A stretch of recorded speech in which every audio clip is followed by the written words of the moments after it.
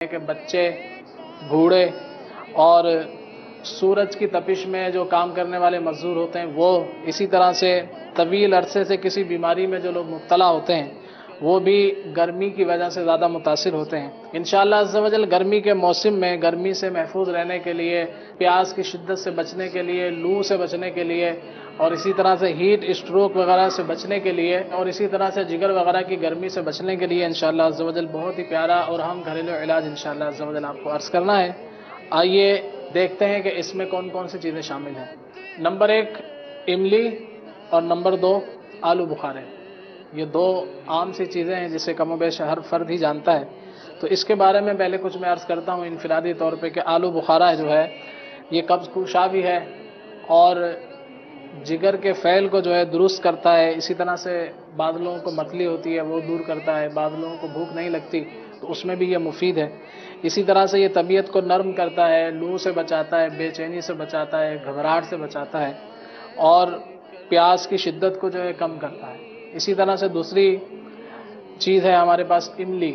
تو املی کے بھی یہ فوائد ہیں کہ یہ ایک تو ہاضم ہے، یعنی کہ کھانے کو ہضم کرنے میں مدد دیتی ہے، اسی طرح سے پیاس کی شدت کو بھی کم کرتی ہے اور سفرے کا اگر غلبہ ہو تو اس کو بھی کم کرتی ہے۔ اسی طرح سے بعض لوگوں کے دل کی دھڑکن جو ہے وہ تیز ہو جاتی ہے تو اس کو بھی یہ درست کرتی ہے۔ تو انشاءاللہ عز و جل اس کا طریقہ کار میں عرض کرتا ہوں کہ آپ نے اس کو استعمال کس طرح کرنا ہے کہ ہم اس کے زیادہ سے زیادہ جو ہے فوائد حاصل کر سکیں۔ تقریباً 10 دانے جو ہے آپ نے آلو بخارے کے اس میں ڈالنے ہیں۔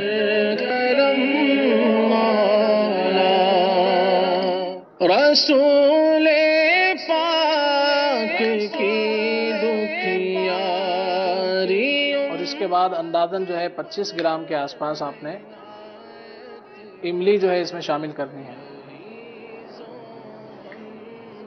اور اس کے بعد جو ہے تقریباً 1 گلاس کے آس پاس اس میں پانی آپ ڈال کر رات کو جو ہے رکھ دیں اور صبح تک جو ہے یہ اس کے اندر کسی حد تک جو ہے حل ہو جائے گا، اور پھر اس کے بعد جو ہے صبح جو ہے آپ اس کی گٹھلیاں وغیرہ نکال لیں اور اس کو چھانے بغیر، یعنی کہ یہ پورا جو آپ آلو بخارا ہے، املی ہے، اس کے سمیت جو ہے اس کو آپ پی لیں۔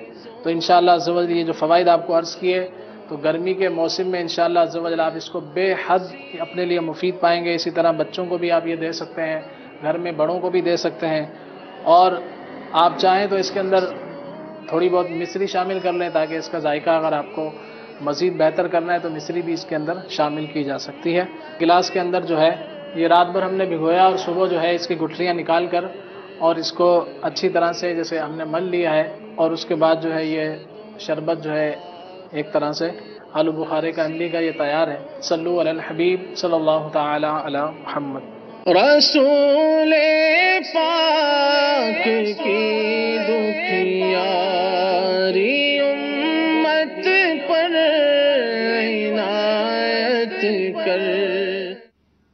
چلیں جی ماشاءاللہ، املی آلو بخارے کا شربت، گرمی سے اللہ بچائے۔ آج کل تو بارش کی بھرمار ہے، اللہ تعالیٰ بارش کے مضر اثرات سے محفوظ و مامون فرمائے۔ وہ مسلمان جن کے بارش میں نقصان ہوئے ہیں مالک کریم ان کی حال پہ رحمت فرمائے، مولا تعالیٰ انہیں صبر کی دولت عطا فرمائے، اور مالک کریم انہیں اپنی رحمت سے نعم البدل عطا فرمائے۔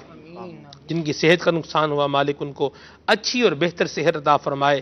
جن کے گھروں کا، جن کے مال کا نقصان ہوا ہے مالک کریم ان کو اچھے گھر اور اچھا مال عطا فرمائے، آمین بجاہ نبی الامین صلی اللہ تعالی علیہ وسلم۔ یہ بات بھی سننے کو ملی ہے کہ اب بارشوں کا جو سلسلہ تھا یہ سمجھیں تقریباً تھم ہی چکا ہے، اور اب دوبارہ جو ہے وہ دھوپ اور گرمی جو ہے یہ عود کرنے والی ہے، یعنی دوبارہ آنے والی ہے۔ عود سے مجھے یاد آ گیا آپ صاحب، یہ عود اور اول یہ دونوں بولنے میں ایک جیسے لگتے ہیں، لیکن عود کا معنی اپنا ہے، اول کا معنی اپنا ہے۔ جس نے علم میراث پڑھا ہوا ہے وہ یہ بات جانتا ہے اول کیا ہوتا ہے، ٹھیک ہے جی، اللہ پاک رحمت فرمائے۔ بہرحال علم میراث بھی ایک بڑا علم ہے، اور اس کے جو اصول و ضوابط ہیں وہ بھی بڑے زبردست ہیں، اور یہ سیکھنا چاہیے۔ بڑا دلچسپ سا یہ مضمون ہے علم میراث، اور اس میں جو مین کیمسٹری جو ہوتی ہے نا اس کی، وہ یہ ہے کہ آپ اس میں حصے یاد رکھیں، کس کے کتنے حصے ہیں۔ بھئی اگر بیوی ہے تو بیوی اولاد ہوگی تو اس کا کتنا حصہ ہے؟ تو ہے سمن. اولاد نہیں ہوگی تو کتنا ہے؟ ربو. یہ عربی کے اندر. اور اس کو آسان بنائیں تو اگر بیوی ہے، اگر اولاد ہے، ٹھیک ہے، بیوی ہے اور شوہر کا انتقال ہوا ہے، اب اس کے ورثاء میں اس کی بیوی ہے اور بیوی کی اولاد اگر ہے تو اس کا حصہ ہوگا 1/8، آٹھواں حصہ، ٹھیک ہے. اور اگر اولاد نہیں ہے تو پھر ہوگا چوتھا حصہ، ٹھیک ہے. یوں ہی باپ جو ہے، باپ کا حصہ بھی اپنا ہوتا ہے. باپ کا کبھی چھٹا حصہ ہوتا ہے، کبھی سدس مع الاسبہ ہوتا ہے اور کبھی خالی اسبہ ہوتا ہے. تو یہ بہرحال یہ آپ اگر پڑھیں گے علم میراث اور اس میں یہ یاد رکھیں گے. اور پھر ان کا پورا مسئلہ بنانا ہوتا ہے. علم میراث کے اندر آپ کو وراثت جب تقسیم کرنی ہے تو اس کا پورا مسئلہ بنانا ہوتا ہے. کبھی اول ہوتا ہے اور کبھی رد ہوتا ہے. اول کیا ہے یہ بھی ایک مضمون ہے، رد کیا ہے یہ بھی ایک، جی کبھی تصحیح بھی کرنی پڑے گی. اللہ اللہ اللہ اللہ سبحان اللہ. جی آپ نے میراث کا ذکر کر دیا اول، ورنہ انگریزی کا اول بھی سمجھا جا سکتا تھا. انگریزی میں بھی لفظ اول اچھا بولا جاتا ہے. چلیں بہرحال یہ علم میراث کی بات ہے. آپ سب ہم تو وہی بات کر رہے ہیں، ظاہر سی بات ہے. اور علم میراث بہرحال بڑا زبردست علم ہے اور ہمیں استاد قبلہ بلال مدنی صاحب نے پڑھایا تھا. ماشاءاللہ کیا ہی بات ہے استاد بلال صاحب کی بھی. تو اللہ کرے اب جو پڑھا ہوا ہے وہ سارا یاد بھی رہے. یہ بھی ایک بڑی بات ہے.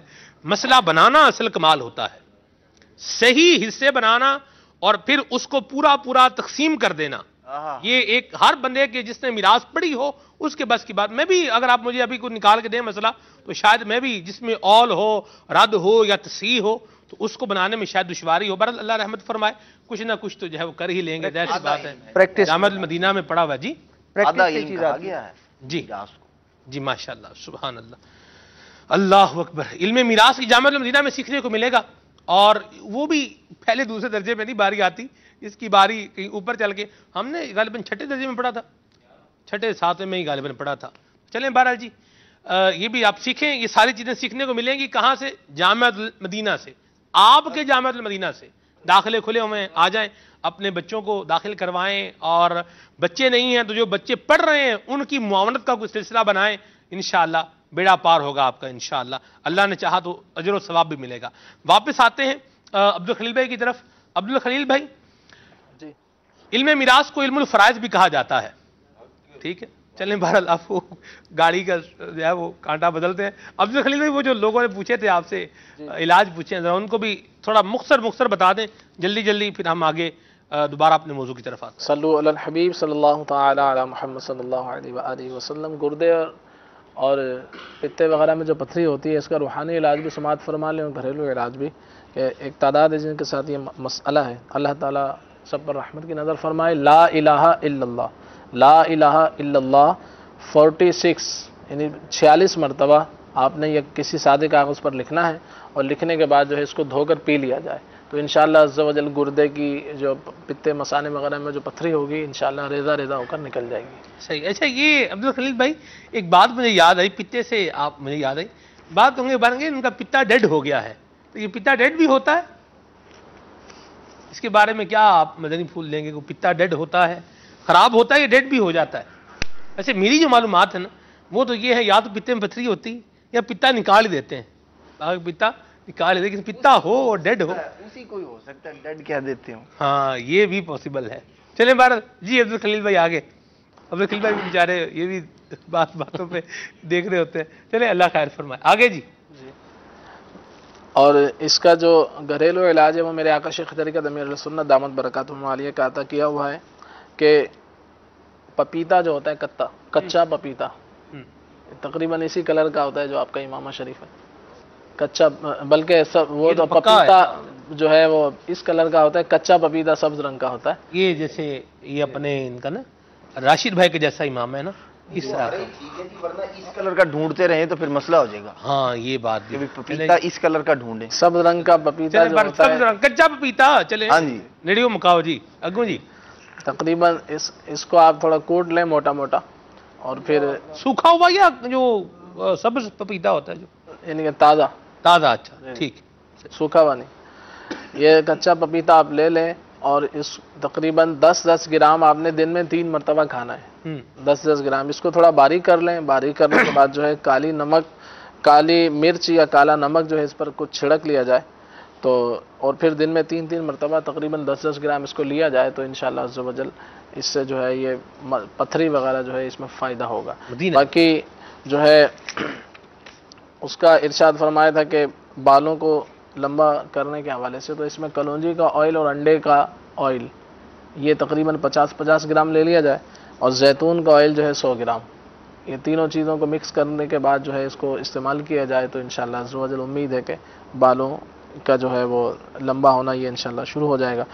اسی طرح سے وہ پوچھا گیا تھا کہ پچھلے جو ہے وہ سلسلے میں مدنی کلینک میں جو ہے گھریلو علاج جگر کے حوالے سے، یعنی خون بنانے کے حوالے سے وہ بتایا گیا تھا، جگر اور معدے کی کمزوری بھی دور کرتا ہے۔ اس میں 3 چیزیں یہ تھیں، ہڑ بھیڑا آملہ، ہڑ بھیڑا آملہ 50 گرام تھی، اور کالی مرچ، فلفل دراز اور خشک ادرک، کالی مرچ، فلفل دراز اور خشک ادرک، یہ 6 چیزیں ہو گئی، تو یہ جو ہے 25 گرام، اور کشتہ خبز الحدید یہ جو ہے 12 گرام عرض کیا گیا تھا۔ تو اس کا طریقہ کار یہ ہے کہ تمام دواؤں کو صاف کر کے پیس لیا جائے، پیسنے کے بعد جو ہے یہ کشتہ بھی اس میں شامل کر لیا جائے، شامل کرنے کے بعد آپ جو ہے اس کو صبح نہار منہ 1 چمچ یہ سفوف اور آدھا پاؤ تقریباً 125 گرام کے آس پاس دہی کے ساتھ اس کو استعمال کریں، انشاءاللہ جگر اور معدے کی کمزوری بھی دور ہوگی، اور جو ہے خون جن کا خون کم ہو، خون بنانے کے حوالے سے انشاءاللہ یہ فائدہ مند ہے۔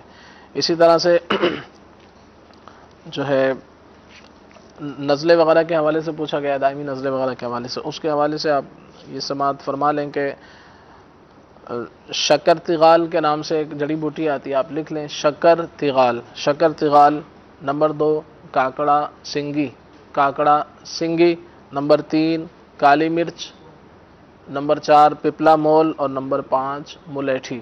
دوبارہ سماعت فرما لیں، شکر تیغال، کاکڑا سنگی، کالی مرچ، پپلا مول اور ملیٹھی، یہ تمام کو جو ہے آپ 12 گرام لے لیں، اس کو اچھی طرح سے پیس لیں، پیسنے کے بعد جو ہے تقریباً 250 گرام شہد کے اندر اس کو شامل کر لیا جائے، اور یہ جتنا باریک آپ سفوف پیسیں گے اتنی اچھی دوا انشاءاللہ بن جائے گی، اور صبح شام 1 چمچ لیں تو انشاءاللہ نزلہ کھانسی زکام وغیرہ کے معاملات میں فائدہ مند ثابت ہوگا۔ صحیح۔ ابھی آپ نے فلفل کہا، فلفل دراز کہا، تو یہ فلفل دراز بھی ہوتی ہے، فلفل گول بھی ہوتی ہے، ان میں ایک تو یہ فرق ہو گیا کہ ایک فلفل دراز جیسے یہ ہماری اس انگلی ہے اس طرح کی وہ ہوتی ہے، فلفل دراز اس طرح کی اس کی ہوتی ہے، اور گول جو ہے نا وہ گولی ہوتی ہے، عام جو گھروں میں بھی استعمال ہوتی ہے۔